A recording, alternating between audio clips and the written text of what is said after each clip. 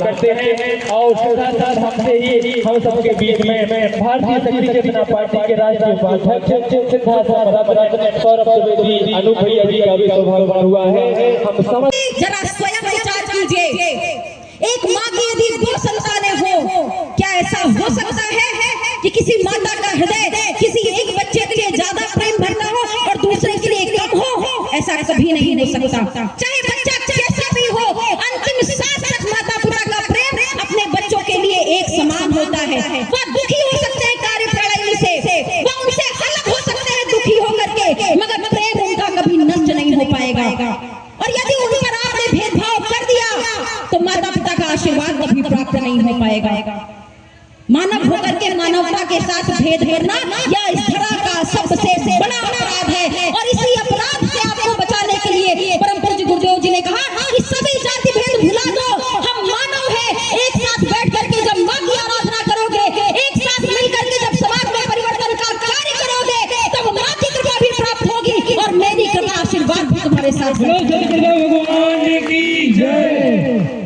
गुरुवर ने कहा कि समाज सेवा के लिए अपना जीवन धारण करो, तो कहीं ऐसा तो नहीं कि किसी को हमारी सहायता की आवश्यकता है और हम बगल से निकल जाएं, हम उसका साथ भी ना दें।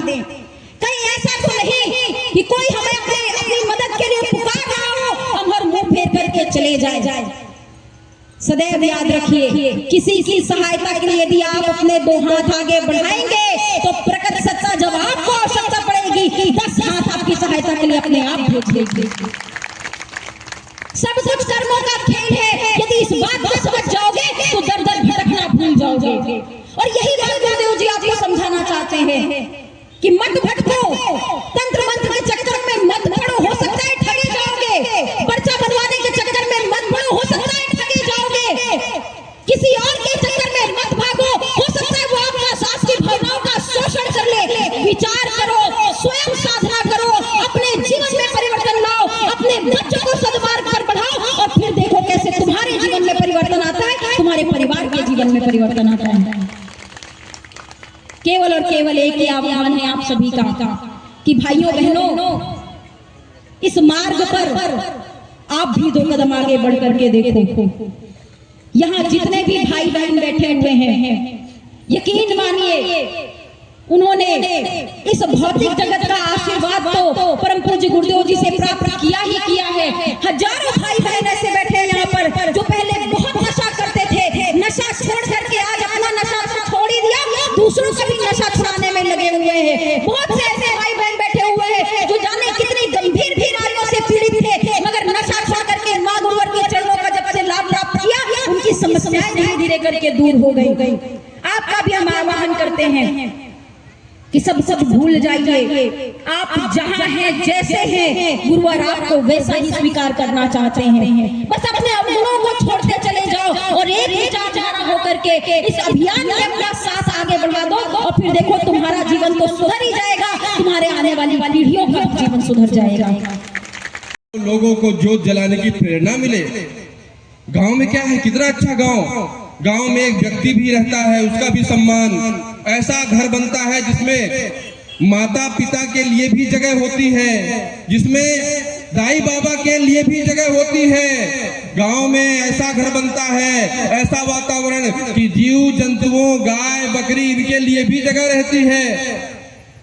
हम हल चलाते हैं, खेती भी गांव में होती है। और कभी भूले भटके कोई अतिथि आ गया तो सरदर्द नहीं होता कि ये भगवान चला जाए, बैठने की जगह नहीं, बड़ा सा आंगन, बड़ा सा द्वार, सब कुछ रहता है। वो गांव में हम रहते हैं। तो आप धर्म हमारा क्या है? धर्म हमारा कर्म है, सत्कर्म है। ज्ञान हमें उस चीज का है कि नहीं है कि हमें जिंदगी कैसे जीना है। हम दुनिया भर की बात नहीं कर रहे हैं, हम बात कर रहे हैं अपनी और अपने गांव की और अपने जीवन की।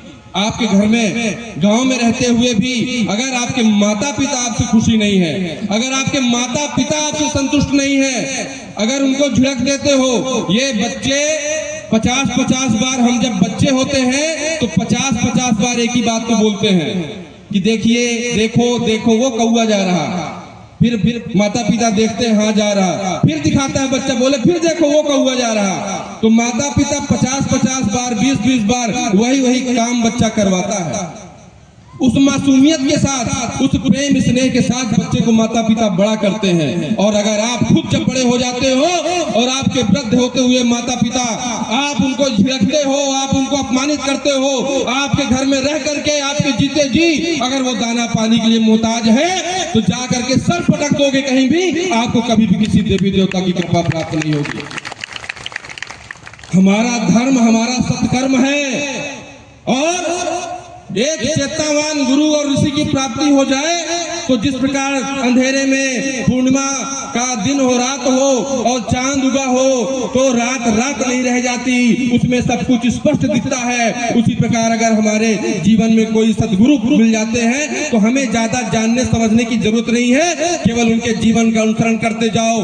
अपने पिताजी को, दंडी स्वामी सन्यासी जी को परम पूज्य गुरुवर ने अपने आश्रम में स्थान दिया और वो तो रोज सर झुकाते ही हैं। आज जाने वाली दुनिया भी उनके पिताजी के चरणों में सर झुकाती है। एक बच्चे का यह कर्तव्य होना चाहिए। तो बहुत दूर मत निहारिए कि स्वर्ग कहां से मिलेगा, कि हमारा उत्थान कहां से होगा, देवी देवताओं की कृपा कैसे प्राप्त होगी, बड़े बड़े यज्ञ कराने पड़ेंगे क्या? नहीं, जिस घर में माता पिता की पूजा और सम्मान होता है उस घर में रोज यज्ञ होता है, यह मान करके चलना। आप अगर माता पिता बन गए और अपने बच्चे के सामने अगर आप पिता हैं और बच्चे के सामने उसकी माता का अपमान कर रहे, उसे गाली दे रहे, अगर उसे मार रहे, वह माता उस घर में बच्चे के सामने रोती है। अगर आप माता पिता हैं और आप अपने घर में अपने बच्चे के सामने आप नशा कर रहे, दारू पी रहे, गुटखा खा रहे, तंबाकू खा रहे और बच्चा आपसे सीख रहा है, तो चाहे कुछ भी कर लेना, मंदिर बनवा देना, जाकर के मंदिरों में मूर्ति बनवा देना, दान कर लेना, लेकिन एक बच्चे के लिए उसके माता पिता देवी देवता होते हैं। और हमारे रहते, हमारे कारण अगर हमारा बच्चा नशेड़ी बनता है, अगर कुसंस्कारी बनता है, तो हमारे लिए स्वर्ग में क्या धरती में भी जगह नहीं मिलेगी।